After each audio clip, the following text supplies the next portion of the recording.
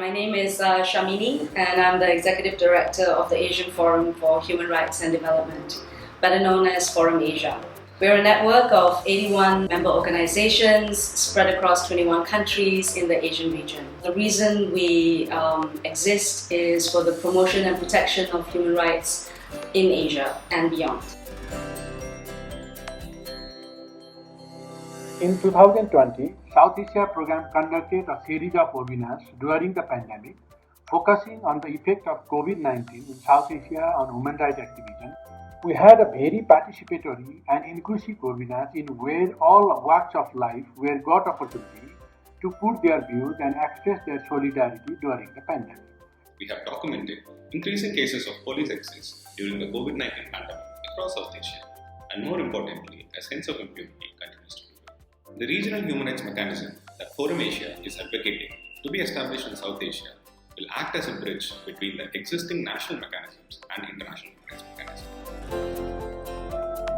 Hundreds of Cambodian families accuse Metropole, a Thai giant company, of forcibly displacing them to clear the way for an industrial sugarcane plantation in northwestern Cambodia. In 2018, two Cambodian plaintiffs took the case against Metropole, representing more than 700 families. When the verdict was announced, it was a great moment. I was surprised, but of course mainly happy for such a positive development. This really showed that access to justice is possible. From 5 to 10th of May 2020, we met with community representatives, local authorities and mining companies to document the impact of mining on the work of human rights defenders, environment, and overall the livelihood of local communities. We found mining sites located in proximity of crucial water sources and forest areas, threatening the right to livelihoods of communities as well as the ecosystem. It was a very pleasant surprise when the Mongolian parliament recognized the protected areas. We have been tracking development and the use of repressive laws, especially in our website. And this website is actually for civil society and general public. We also have this project called Freedom of Expression Situationer, where we produce chapters of protecting different countries in Asia. For now, we have released chapters on Philippines and Thailand. In response to COVID-19 pandemic in early 2020, we conducted a series of webinars to discuss the unprecedented impact of COVID-19 to human rights and livelihood of vulnerable groups. Then, we curated the findings into a report and presented as a recommendations to the ASEAN leaders. As a result of our advocacy, ASEAN has adopted the ASEAN Comprehensive Recovery Framework that includes commitment and action plan related to upholding human rights principles in the region. In 2020, we developed two key booklets.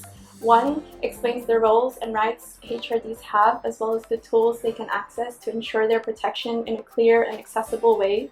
The other discusses the psychosocial well-being of human rights defenders, a topic which has often been neglected in large part due to the social stigma around it. The protection plan refers to the emergency support Forum Asia provides to HRDs and their family members, facing immediate threats as a result of their human rights activities. From January to October 2020, we've provided support to 35 cases, assisting 72 HRDs, including their family members across Asia under the protection plan.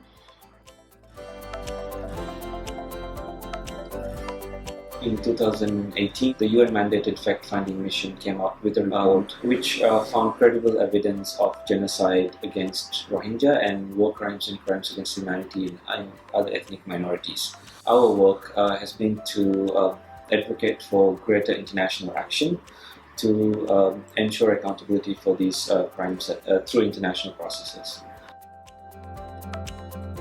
The government launched a war on drugs which has resulted in almost thousands of extrajudicial killings.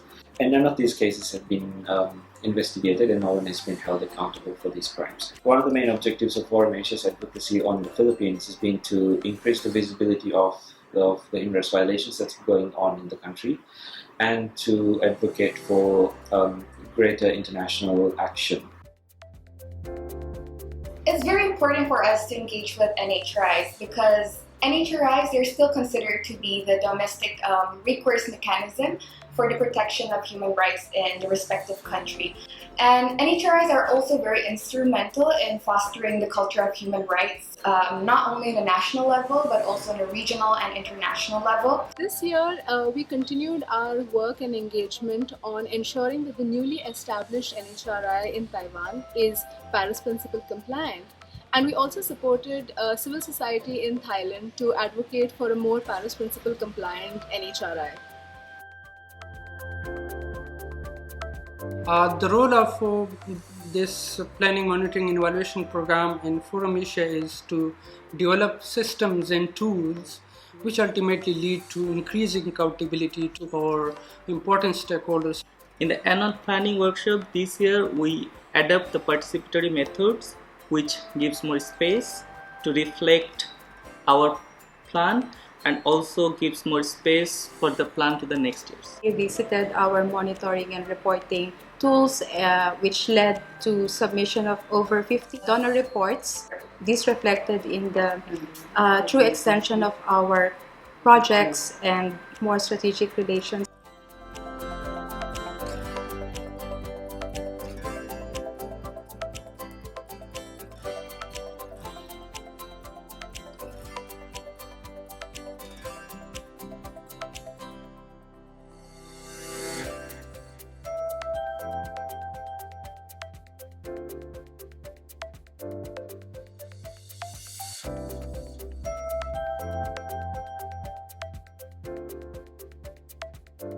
So because of the COVID, we need to change the way how we organize an event or activity. Right from the onset of the pandemic, I would say that we adapted pretty quickly. We moved a lot of our events online because there was a lot of appetite for human rights issues in terms of the pandemic, and we were very quick to try to meet this demand.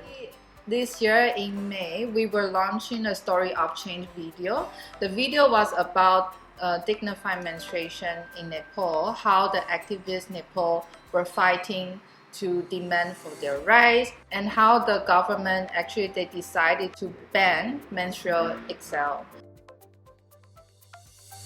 Recently, we embarked together on a journey to revisit our core values. And we have decided on 6 key core values that describe who we are and what we stand for. Transparency and accountability, inclusion, relevance and impact, creativity and learning, safeguarding well-being, empathy and compassion. In 2021, Forum Asia will be celebrating our 30-year anniversary. We will continue and we will endeavor to speak out at the different levels, local, national, international, regional, on these human rights issues that are important to us all, so that we can make meaningful change in the future.